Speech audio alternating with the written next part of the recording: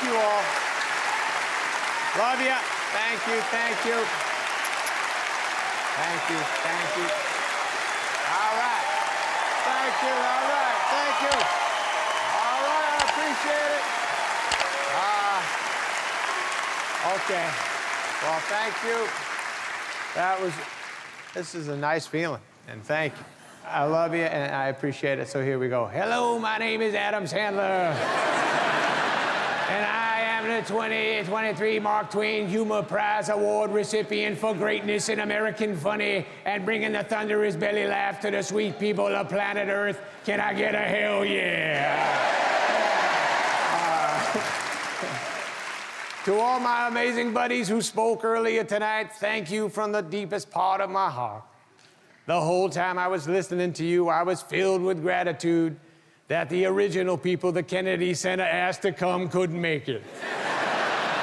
Nicholson, Hoffman, Pacino all had prior dinner reservations that they could not cancel. And as you guys babbled on and on about me, I couldn't help but think, the hell with ratings and talent. You guys are my real friends.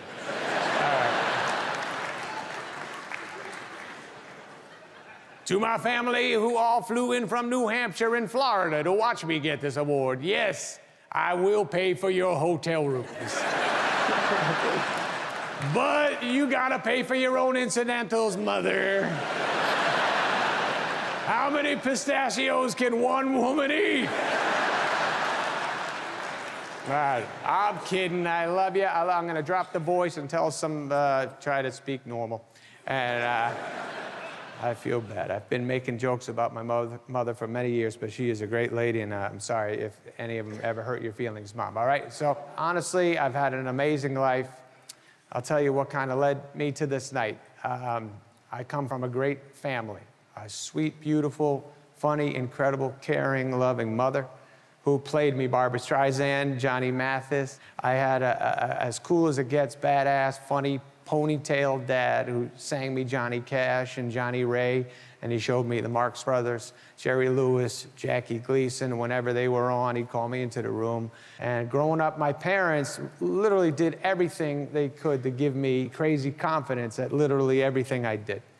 School, sports, singing, joking, they acted like I was the best at all those things, even though other kids were way better than me. My sisters, Elizabeth and Valerie, they included me in everything they did. They would always tell me to sing, tell stories. They'd go to all my games. They'd root for me. They'd even take me on dates with their boyfriends. They just always made me feel like I was the star of the family.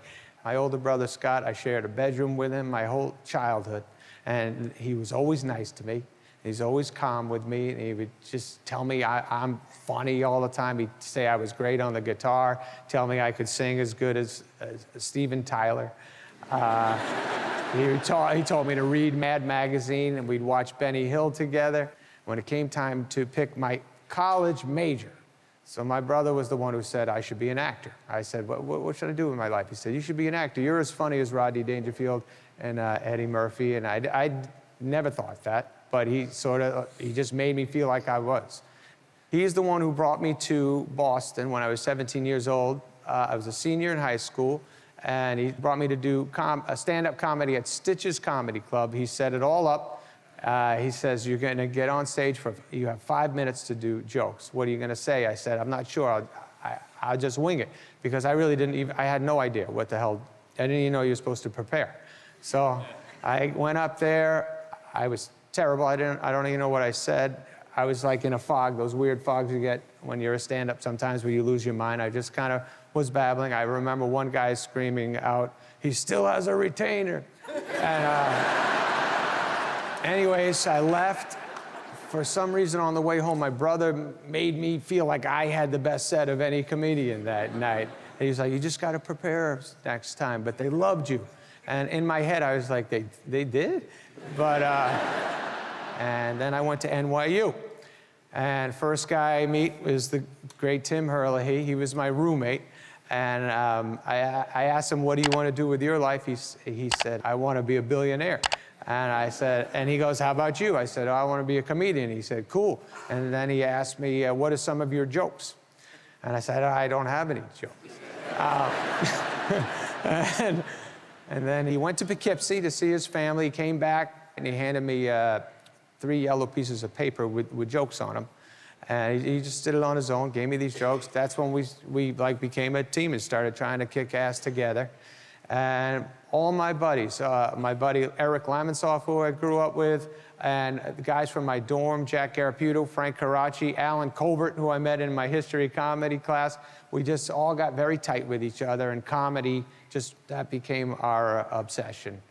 And Colin Quinn, who's a great comedian, and he used to host a show at a place called the Paper Moon in Greenwich Village, and they used to book me all the time. And it wasn't due to my talent, but they knew when I showed up, so did at least 30 NYU students from my dorm. So they were like, let's hire that guy. But I had no idea I was being used because, again, the confidence thing made me think, wow, these Greenwich Village comedy clubs, they get it. I'm going to be a sensation.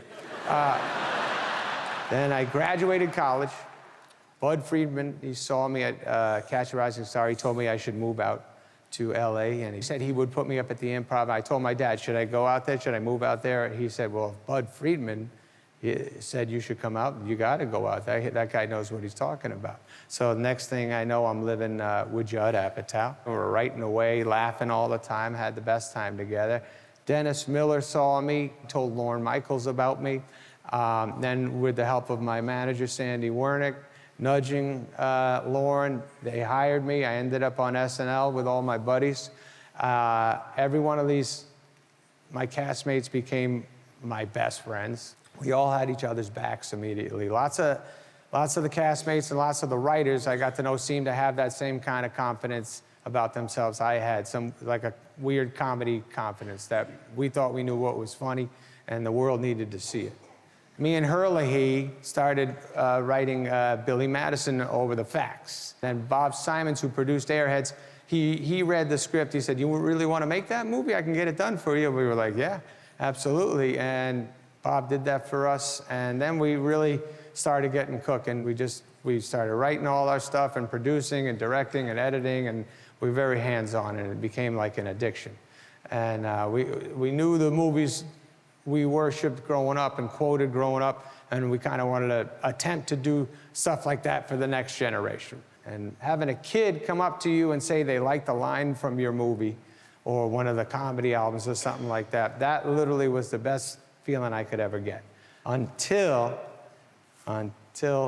one night, and that night will always be my favorite night of my life. So Stephen Dorff was having a birthday party. And my agent and buddy Adam Bennett said to me, let's go. I go, I sit at a table, my buddy Dallas introduces me to that woman over there. And from that moment on, I just couldn't keep my eyes off her. She was sweet, she was gorgeous, as nice as it gets. And as luck would have it, she also had the habit of telling me I was great at everything. My jokes were great, and she said I have good hair, said my cheeks smell good. Everything I did in her eyes, I was the best. That's at least how she made me feel. Then, thank you.